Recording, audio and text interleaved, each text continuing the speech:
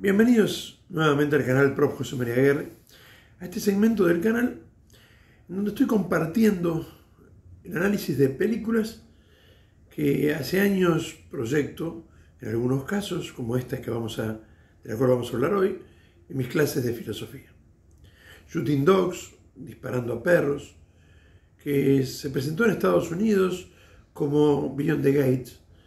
Es una película del 2005, Michael Keaton Jones es el director, en donde se nos zambulle, podríamos decir así, en el genocidio de Ruanda, uno de los hechos históricos más terribles del siglo XX.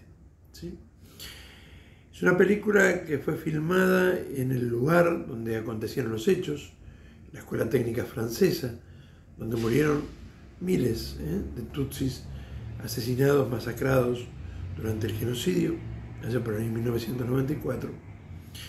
Es una película que también tiene como partícipes en papeles secundarios a sobrevivientes del genocidio y que con muy buenos actores como John Hart, ¿no? Como Hugh Dancy, nos cuenta la historia de un sacerdote. En la película aparece como el padre Christopher Bejo Kurik, fue su nombre real, que se quedó en Ruanda hasta el final, ¿no? Un sacerdote de origen croata, franciscano, que en la película aparece como director de este colegio, de esta escuela técnica, en donde protege, junto con un destacamento de las Naciones Unidas, a miles de refugiados que, desgraciadamente, como ese prácticamente millón entero de personas perdió la vida en esos 3 meses, en donde las Naciones Unidas no intervinieron, teniendo destacamentos allí, ¿no?, que monitoreaban la paz, con lo cual no hubiera sido tan complejo hacerlo, donde el mundo miró hacia otro lugar, y donde realmente, como dije al principio, vivimos después del Holocausto, conjuntamente con el genocidio armenio, uno de los momentos más terribles del siglo XX, ¿no? Y también, por supuesto, los millones de muertos detrás de la cortina de hierro, ¿no?, en los países comunistas.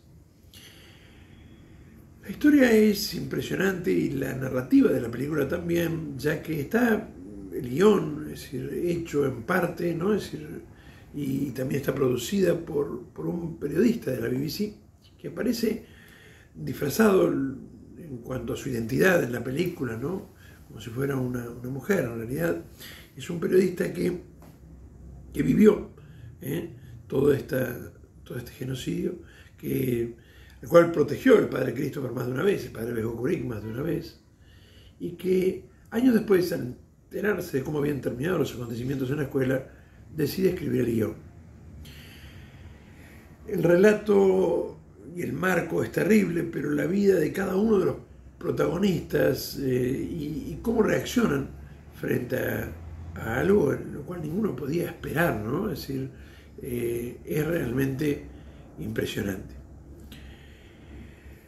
En lo geopolítico fue una película que, entre las primeras, manifestó lo terrible que fue la inacción de las Naciones Unidas, que se pasaron discutiendo acerca de si era un genocidio o no era un genocidio, donde Estados Unidos dio normativas a sus diplomáticos para que hablaran de actos de genocidio, pero no dijeran genocidio, porque, como seguramente ustedes saben, en las Naciones Unidas, si se declara un genocidio, ahí no hay poder de veto, ahí hay obligación de intervenir. Entonces, durante meses se habló de actos de genocidio. Cuando se reconoció de alguna manera que era un genocidio, se pasaron otros meses más discutiendo a ver quién iba a financiar la nueva campaña o fortalecer las tropas de UNAMIR que estaban allí, ¿no?, que ya estaban allí. Hay un montón de actos, desde distintos militares, como el general del Aire, que se mantuvo en el aeropuerto hasta el final, ¿no?, y salvó vidas, hasta otros como el que aparece allí como capitán Delon, ¿no?, cumpliendo con lo políticamente correcto y con las órdenes, no intervienen y no frenan Esto que quizás con una acción directa de las Naciones Unidas y contundente se hubiera frenado y seguro no hubiera tenido el trágico final que tuvo. Pero también la película sirve para hablar de, insisto, cómo reaccionamos cada uno de nosotros frente a situaciones terribles, ¿no? Sin emitir juicios posibles sobre cómo hacerlo, ¿no? Porque quién sabe cómo uno reaccionaría ante esta situación. Vemos claramente el papel de Joe, que es como un joven europeo que ha ido a hacer apoyo escolar y que de golpe se encuentra frente al tener que decidir si quedarse o irse, ¿no? Entre la vida y la muerte en esta situación. Vemos al padre Bejo Curie, que es un santo, que de hecho San Juan Pablo II lo proclamó mártir de la fe, ¿no? El día en que falleció. Vemos que fue asesinado, ¿no? Vemos a Marie, que es una joven y la principal protagonista de la película, que es una niña, una joven de Ruanda, Tutsi, ¿no? Y nos deja muchos mensajes, muchos mensajes.